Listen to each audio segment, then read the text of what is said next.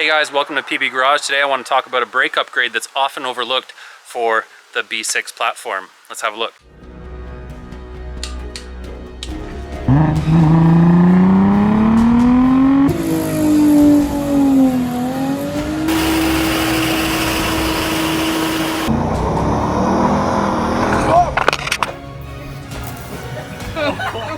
So what upgrade am I talking about? I'm talking about taking stock B7 A4 brakes and putting them on your B6. Now, why would you do this upgrade? I mean, if you've got a B6 like mine that's a daily driver, has quite a few miles on it, and you don't really think that it's worth spending big money on 17Z or 18Z big brake upgrades for it, or anything fancier than that, you might be looking to do something that's a little bit more affordable, and that'll still give you a good increase in performance, a good increase in particularly driver feel, okay?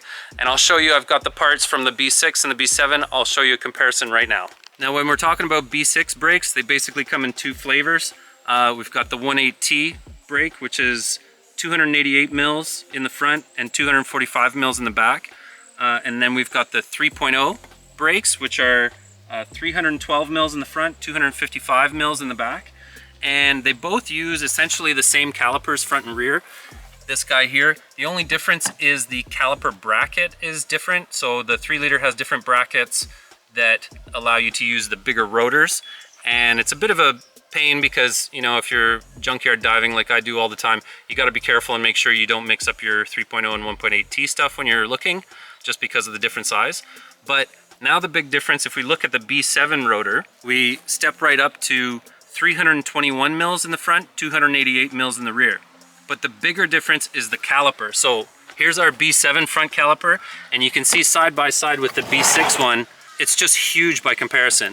If we look at this tiny little caliper that are on the B6s and compare it to this big guy that's on the B7, you can see it's number one, much larger, but also much more rigid. You can see there's a lot more reinforcing. That bracket is a lot beefier. And I think that caliper is why you get that big increase in performance. Now, having driven both B6s and B7s, I can tell you B7 brakes are way nicer. I've even driven B6s with B7 brakes, and then they feel just like B7. So it's got to be these big calipers. The rears, you know, not a huge difference. Obviously the rotors are a little bit bigger, but the calipers are very similar between the B6 and B7.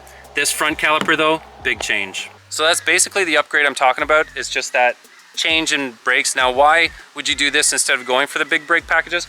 The main reason I think is because you can buy the B7 brakes really cheap in a junkyard or from somebody doing a part out. Like, for example, I got all 4 corners. I got rotors, calipers, pads, all of that stuff, including the dust shields, for 120 bucks just for all 4. So if you're looking at having to replace your B6 brakes anyways, hit the junkyard, find some B7 stuff, or find a guy doing a part out. It really, I think, is overlooked. I see some people doing that on the internet, but not nearly enough. And, you know, just looking at it, you can see the huge difference in that caliper. And I promise, if you do that swap and do everything properly, you're gonna notice a big increase in performance with that big brake. So that being said, let's have a look. I'll do a little bit of install stuff. It's pretty basic. You know, everything's cross-compatible. So we're gonna have a quick look just to see, you know, what you need.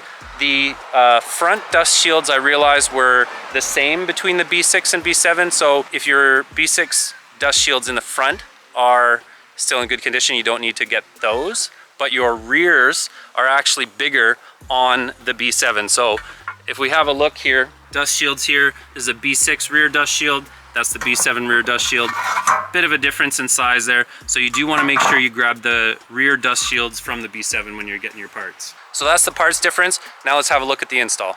Okay, so I've got my car jacked up, safely supported. Next thing I'm gonna do, I'm gonna come in and hit, well, I'll take this sensor wire out of the way. I've already unplugged my brake wear indicator plug there and push that wire out of the way. But I'm gonna remove it from here and then hit this guy with a bit of heat so that I can take the brake line apart here. The calipers that I got as replacements have better flex lines on them.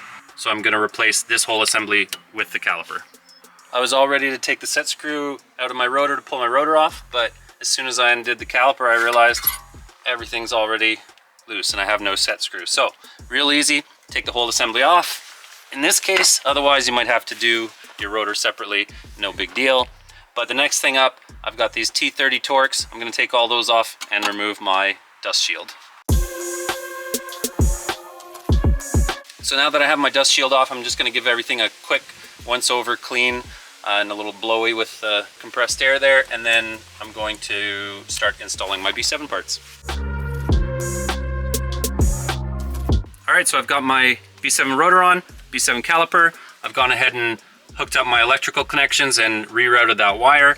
I've connected my flex line, and you'll notice I sprayed quite a bit of anti-corrosion kind of coating here on everything just because northern car and that's how we live. So now all that's left to do, once I get every other corner of the car done, obviously, I'm going to come around and bleed all of the brakes. So I'm just gonna make sure before I leave here that my bleeder is loose, that I can crack it and bleed the brakes effectively in case I need to get some heat on it before I do that. But that's pretty much it for the front here. Let's move on to the back. Now pretty much same process here at the back of the car. You can tell these brakes are in really bad shape. The only difference being, okay, the e-brake cable obviously, so I'm going to pull that clip out, and then you just take a screwdriver and pop that guy out of its little holder, pull the cable out, and I'm going to undo the brake line here at the caliper so it's a little bit easier to deal with. The brake lines aren't much better on their replacement calipers anyways. Now a little difference in removing this caliper and its bracket, I'm gonna take the bolts out of the slide pins here, remove the caliper completely, and that'll give me access to the two Allen head bolts that come in and hold the bracket. Those can be a real pain in the butt to take out. Luckily I've got heat here to warm them up before I pull them out. Now one little sort of specialty tool I've made to make that job easier, I've taken a normal Allen key there and just ground the tip down, made it real short, makes it a lot easier to get in and get those bolts and gives me more room to spin them out.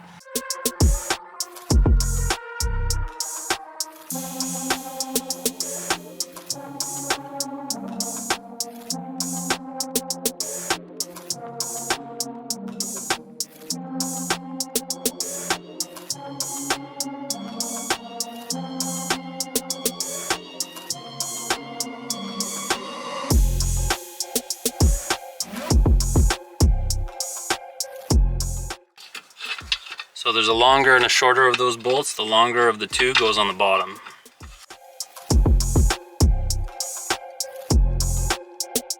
And now with my brakes all back together, all I have to do is go around the car, bleed all my brakes, and also actuate the ABS pump using VCDS to clear any air that might have gotten into the system right back out of it. And then I can enjoy my new brakes. Hopefully you guys have enjoyed this little look into the B7 brake upgrade, and next time you're in the junkyard and you see a B7 with a nice set of fresh brakes on it, just grab them and throw them on your B6. See you guys next time.